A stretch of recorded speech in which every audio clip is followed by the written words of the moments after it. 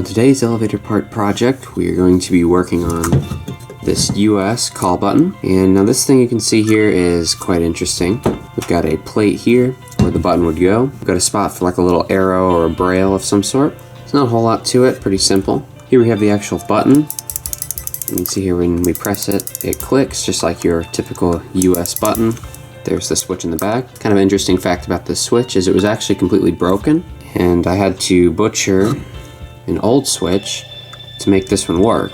And you can kind of see how these work. We're missing one terminal here, but when we press the switch down, you can see it kind of flips those metal pieces back and forth. So it's actually a fairly simple but very cheap switch. So we have the repaired switch here. And then on the back we've got a spot for a lamp. We've got these two mounting brackets here which look like they're pretty broken. So essentially what we're going to do in this project is, well, restore this button, put it together, and make it actually work. So we got to clean it, we got to make print for this, so a down arrow, put it all together, wire it up.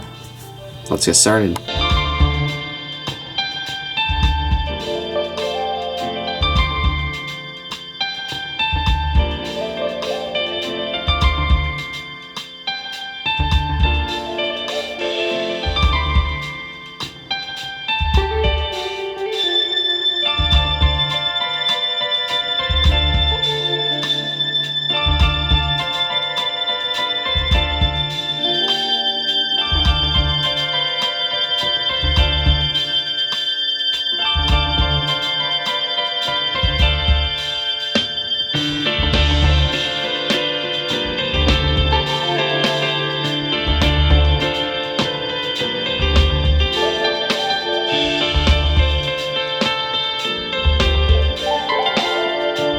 Right, next part of the project is to make the little braille that's going to go in to the little square portion. And we can see here on the screen I've made a little down thing and some clips so we can theoretically put it onto the plate. And it's time to go ahead and print this boy. So let's get started.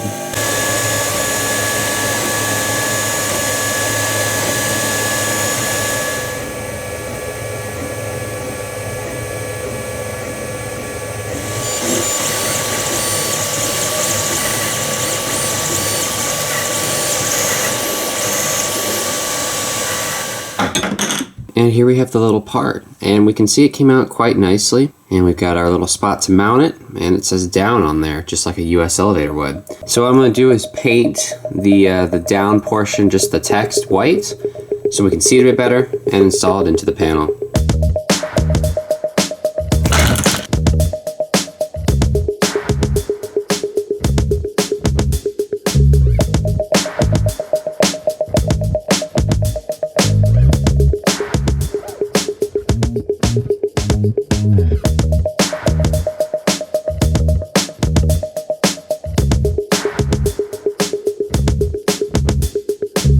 Right, now that we've got the text placed inside and the plate all cleaned up, it's time to work on the actual button.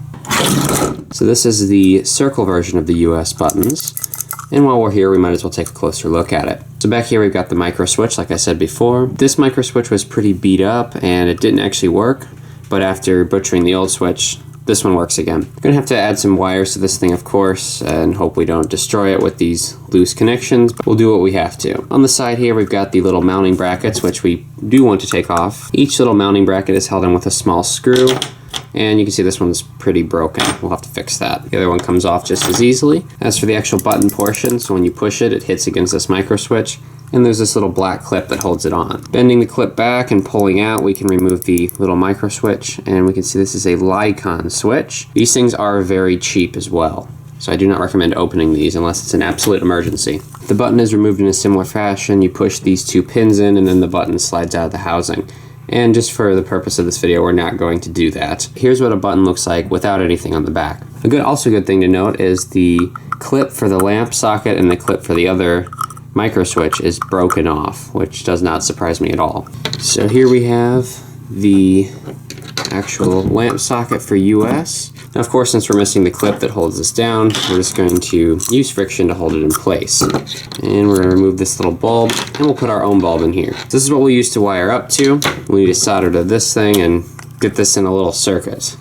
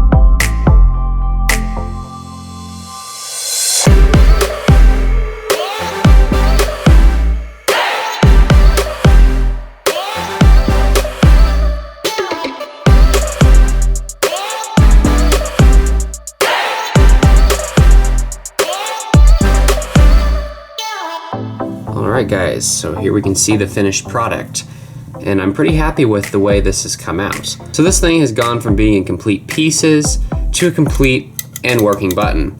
Without the harsh light, we can see this thing light up, and it works just like any old US elevator button. And the wiring is very simple and very compact as well. So this project was actually done for Sam. Sam sent me this button to fix up for him. It was in pieces, as you saw. So Sam, I hope you enjoy your new and completely rebuilt US elevator button that is fully working, 9-volt battery not included. Put a lot of time into this thing, and I am very happy with the way it came out. So I hope you enjoyed as well. And as for you, the viewer, hope you enjoyed this little project video and seeing this button go from, well, a bunch of pieces to a full button. Anyway, thank you all for watching, and we'll see you guys in the next one.